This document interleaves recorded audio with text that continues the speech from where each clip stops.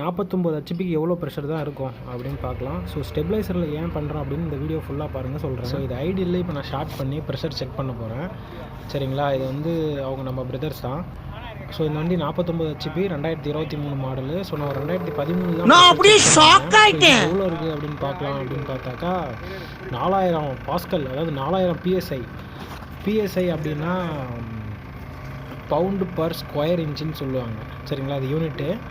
So அப்போ எத்தனை பாருன்னு நான் உங்களுக்கு சொல்கிறேன். 275 பார் கிட்டத்தட்ட இருக்குது இந்த வண்டியில்.